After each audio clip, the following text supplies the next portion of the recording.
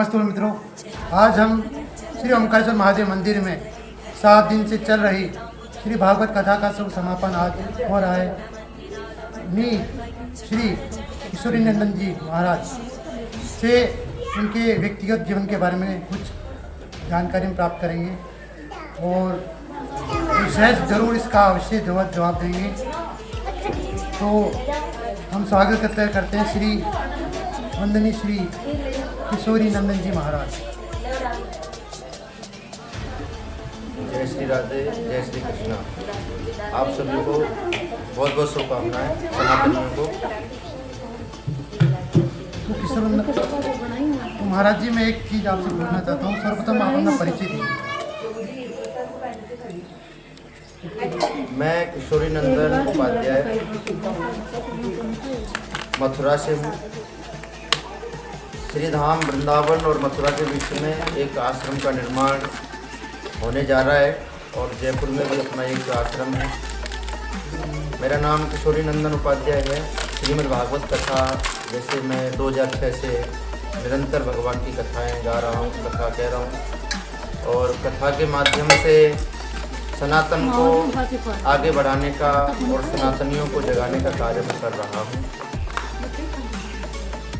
महाराज जी, ये आपने ये जवाब दिया। मैं एक और बात पूछना चाहता हूँ कि परिवार में आपके कितने सदस्य हैं? परिवार में हमारे व्यक्तिगत मेरे 2 बच्चे, एक बेटा एक बेटी है और 2011 में मेरी शादी हुई थी। और वैसे माता पिता हैं, हम 6 भाई हैं, 4 बहनें हैं और बड़ा परिवार है भगवान की कृपा से। और मैं 4थे नंबर का हूँ। पिताजी भी हमारे बहुत अच्छे सनातनी हैं। पहले आयुर्वेदिक का कार्य करते थे, लोगों को आयुर्वेदिक की दवा इत्यादि ये सब कार्य वो करते थे। अब छोड़ दिया, वृद्ध हो गए। माता जी भी हैं, चाचा जी भी हैं, एक चाचा जी हैं, एक चाची जी हैं। उनके 3 बच्चे हैं, 2 बेटा एक बेटी है। और अभी हमारा जो जितना कर्म क्षेत्र है भागवत कथा का, हम निरंतर राजस्थान, हरियाणा, पंजाब, दिल्ली, गुजरात, मध्य प्रदेश, छत्तीसगढ़ जाते रहते हैं, भागवत प्रचार करते रहते हैं। और राजस्थान में मेरा कर्म क्षेत्र ज़्यादा रहता है। राजस्थान के अंदर कथाएँ ज़्यादा होती रहती हैं क्योंकि जयपुर में मेरा आश्रम बन गया है। और वृंदावन में पानी गांव के पास डेहरुआ रोड कृष्णान क्लब में वहाँ ज़मीन मैंने ले ली है और वहाँ जल्दी ही आश्रम का निर्माण हम प्रारंभ करवाएंगे। सभी धर्म प्रेमी सज्जन भगवत प्रेमियों को वहाँ रुकने के लिए बढ़िया व्यवस्था, भोजन की व्यवस्था इत्यादि हम प्रयास कर रहे हैं कि उनको सबको निःशुल्क प्राप्त हो। धन्यवाद महाराज। मेरा एक क्वेश्चन और है कि भागवत कथा से पहले आप क्या करते हैं?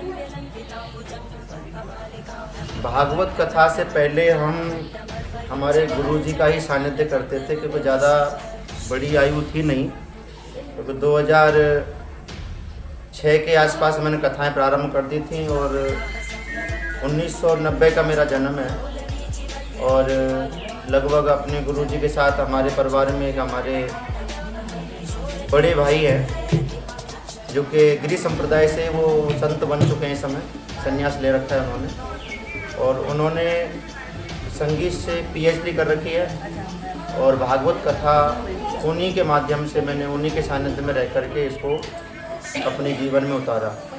हमारे पूज्य गुरुदेव श्री लाल गिरी जी महाराज, हमारे पूज्य दादा गुरुदेव श्री चंचल गिरी जी महाराज, जो कानपुर के पास, कानपुर देहात में आता है, रामपुर बैनीपुर, वहीं पास में एक बहुत प्राचीन नदी के किनारे आश्रम है हमारे गुरुजी का। और उस आश्रम का निर्माण हमारे गुरु भाई, जो हमारे भाई भी हैं, गुरु भाई श्री विजय किशोर शास्त्री जी, जो इस समय संत बन चुके हैं, वही उस क्षेत्र का सबसे बड़ा यज्ञ था उस क्षेत्र में।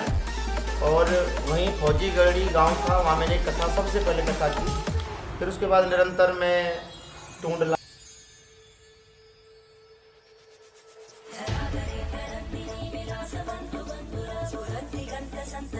और श्रीगंगानगर, हनुमानगढ़, सूरतगढ़, रायसी नगर और आपके हरियाणा, पंजाब, बिहार, छत्तीसगढ़, गुजरात, ये सब मैंने कथाएं की और लगभग 200 प्लस कथाएं मैं लगभग कथा कर चुका हूँ। 250 से ज़्यादा कथाएं मेरी हो चुकी हैं और आगे निरंतर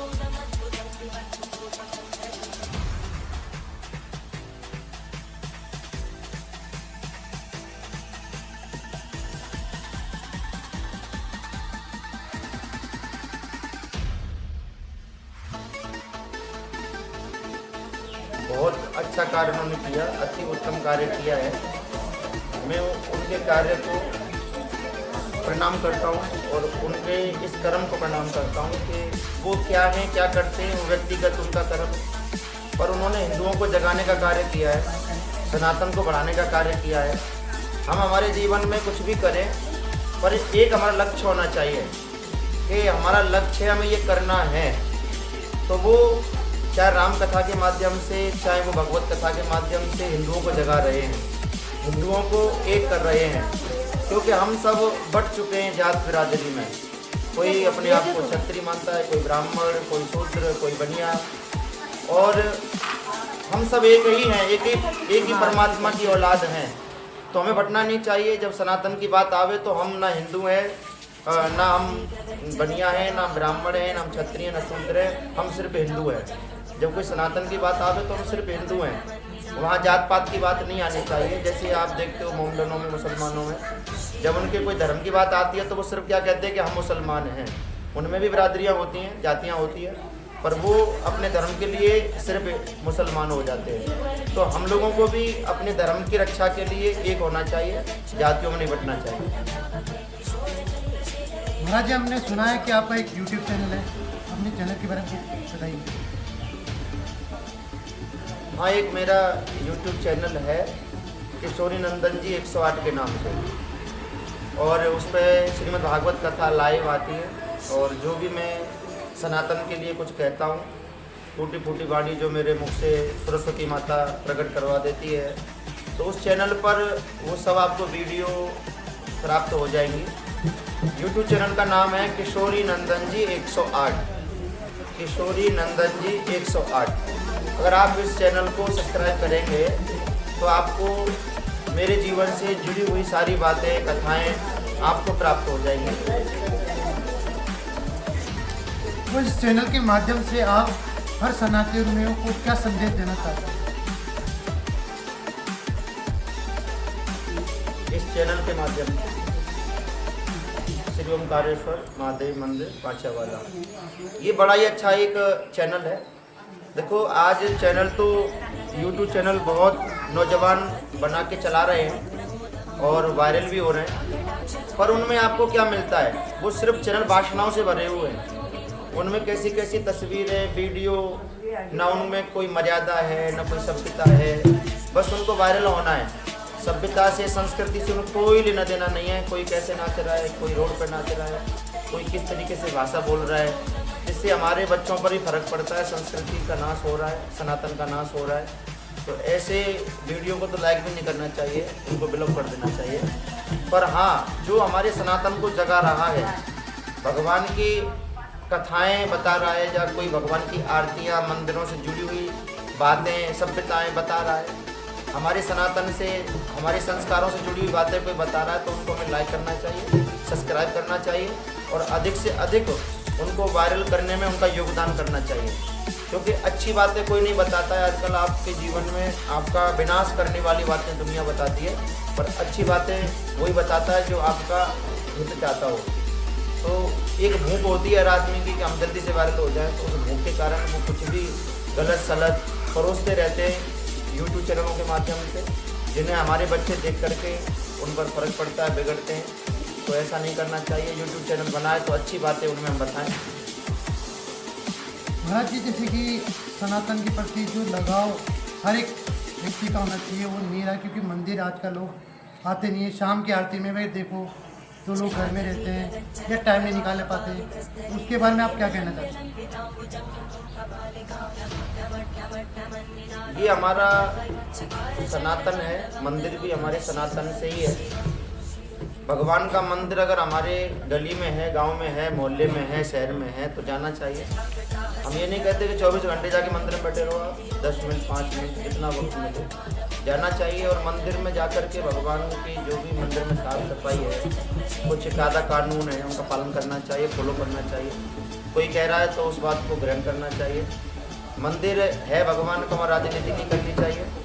मंदिरों से बाहर कितनी भी राजनीति करो पर मंदिर में जब पहुंच जाओ तो वहाँ राजनीति नहीं, वहाँ सिर्फ भक्ति करनी है, भगवान का भजन करना है, साधना करनी है। और मंदिर से तो जुड़ने का कार्य है कि हम अगर मंदिर में जुड़े रहेंगे तो हमारे बच्चे भी देखते हैं कि हमारे दादा पापा, हमारी माँ दादी मंदिर जाती है तो उन बच्चों को भी फर्क पड़ेगा। तो आपकी उंगली पकड़ के जब बच्चा मंदिर जाना सीखेगा तो वो बड़ा होकर मंदिर ही जाएगा। और अगर आपकी उंगली पकड़ के वो दारू की दुकान पर जाएगा तो वो दारू पीना सीखेगा, जुआ खेलना सीखेगा, चोरी करना सीखेगा, झूठ बोलना सीखेगा। और मंदिर में जाएगा तो अच्छी बातें सीखेगा, संस्कार सीखेगा, क्योंकि वहाँ उसको नॉलेज होगी कि ये शंकर हैं, ये राम हैं, ये कृष्ण हैं, ये बालाजी हैं। और क्यों हैं? ये पत्थर की मूर्ति तो है पर इनके पीछे की लीलाएँ क्या है, इनका उद्देश्य क्या है, इन्होंने क्या किया सनातन में, इन्होंने अपने लिए, हमारे भारत के लिए, समाज के लिए कितना समर्पण किया, कितना त्याग किया। तो ये बहुत अच्छी बातें मंदिरों से में ग्रहण होती हैं, सदगुरुओं से ही, कथावाचकों से ही और पुजारियों से। जो हमारे मंदिर के महंत होते हैं, जो पुजारी होते हैं, उनका सम्मान करना चाहिए, उनकी बातों को मानना चाहिए। जैसे कि गैर धर्म में जो लोग हैं वो शुक्रवार को एकजुट होते हैं, वैसे ही सनातनियों को भी एकजुट होना चाहिए। और वो वार क्या है और उस वार को क्या तय करना चाहिए और सभी एकत्रित होकर उस दिन पूजा करें, ये भाव सभी होना चाहिए। इसके बारे में आप ये अच्छी बात आपने बोली है कि जैसे शुक्रवार को सभी मुसलमान गैर धर्म के लोग इकट्ठे होते हैं गुरुद्वारों में। सिख भाई हमारे ही हैं, वैसे इनका भी एक लक्ष्य है कि अपने गुरुद्वारों में कितनी साफ़ सफाई रखते हैं। और सबसे अच्छी बात मुझे सिखों में लगती है कि वो अपने गुरुद्वारे में कोई ऊंच नीच नहीं करते, जिसको जो काम मिलता है वो करते हैं। कोई चप्पल उठाने का काम है वो भी करते हैं, उनसे हमें कुछ शिक्षा लेनी चाहिए।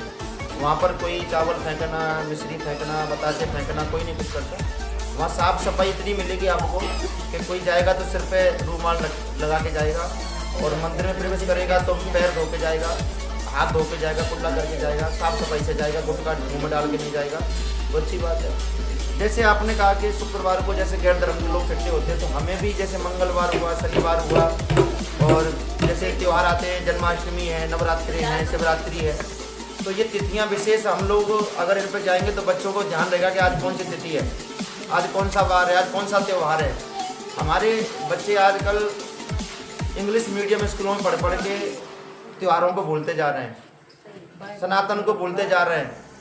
मंगलवार में क्या करना चाहिए, शनिवार को क्या करना चाहिए, सोमवार को क्या करना चाहिए, रविवार को क्या करना चाहिए, ये चीज़ें कहाँ मिलेंगी? मंदिरों में मिलेंगी कि हमें कौन से वार को क्या करना चाहिए, कैसा कपड़ा पहनना चाहिए, कैसा भोजन करना चाहिए। ये सब मंदिरों से शिक्षा मिलती है, गुरुओं से मिलती है। गुरु हमारे जीवन में नहीं है तो हमारा कुछ हो नहीं सकता है।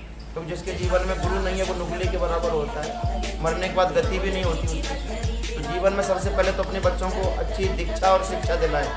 शिक्षा तो स्कूल से मिलती है पर दीक्षा गुरुओं से कंठी दिलवाएं, उनको मंत्र दिलवाएं, बच्चों को गुरु बनाएं, तो बच्चों को अच्छी शिक्षा मिलेगी। और यही हमारा महत्व है कि बच्चों को त्यौहार आवे तो उनको बतावे कि बेटा ये त्यौहार है, आज अच्छे नए कपड़े पहनने, साफ़ सफाई से रहना है, माथे में तिलक लगाना है। अच्छा कि तिलक जो हम लगाते हैं ये क्या है? ये हरि के चरण है। ये जो हमारे माथे पर तिलक जो लगाते हैं ये हरि के चरण है। और हम जब माथे पर तिलक लगाते हैं इसका एक बहुत बड़ा फ़ायदा है कि हम गलत ना बोलेंगे, क्योंकि मर्यादा में रहते हैं। हमारे माथे पर भगवान के चरण है, हम गाली नहीं देंगे, गलत नहीं बोलेंगे और गलत जगह भी नहीं जाएंगे। तो हमारे माथे पर चंदन है, तिलक है। जब माथे पर चंदन नहीं होगा, गले में कंठी नहीं होगी तो हम कहीं भी पहुंच जाते हैं। और जब कंठी होगी तो हमें डर लगेगा, नहीं हमारे गले में कंठी है, माथे पर चंदन है, तो हमें गलत जगह पर नहीं जाना है, हमें अच्छी जगह पर ही जाना है। तो यही तिथि, चंदन, माला ये बहुत हमारे जीवन में हमें लाभप्रद होते हैं। महाराज जी, हमारा अंतिम बात प्रश्न ये है कि आगे का लक्ष्य क्या है? आप कथा के माध्यम से सबको स्पष्ट करें। मेरा आगे का एक ही लक्ष्य है कि मैं इस व्यासपीठ से लोगों को अच्छी शिक्षा दे सकूं। कथाएं तो रोज़ होती हैं, कथाएं रोज़ लोग सुनते हैं और लोग जानते भी हैं, पर भागवत कथा के माध्यम से हमारी जो युवा पीढ़ी है मैं उनको कुछ शिक्षा दे सकूं, उनको सनातन धर्म के लिए थोड़ा तैयार कर सकूं और मैं सेवा कर सकूं। और सेवा का मेरा एक ही उद्देश्य है कि श्री धाम वृंदावन में जो मैं आश्रम का निर्माण करने जा रहा हूँ तो वो सेवा ही है। और वह सेवा और वह मेरा लक्ष्य तभी पूरा हो पाएगा जब मैं अधिक से अधिक मेहनत करूँगा, कथाएँ करूँगा, लोगों से जुड़ूँगा, तो लोग मेरा साथ देंगे और मैं उस आश्रम को जल्दी बना पाऊँगा। और जब आश्रम बनेगा वृंदावन में तो मेरा स्थायी एक ठिकाना वृंदावन में बन जाएगा। स्थान तो मेरा है, पहले पुश्तैनी जो माता पिता का मकान है पड़ा है, पर एक आश्रम जो कोई भी आके रुक सके, वहाँ खाना खा सके, रात को सो सके, बस की बस आवे वो ठहर जाए। तो ऐसा मेरा एक जीवन का लक्ष्य है कि भागवत कथा करके सिर्फ धन इकट्ठा करना ही मेरा लक्ष्य नहीं है। इस भागवत कथा के माध्यम से मैं कुछ जनहित कर सकूं, समाज की सेवा कर सकूं।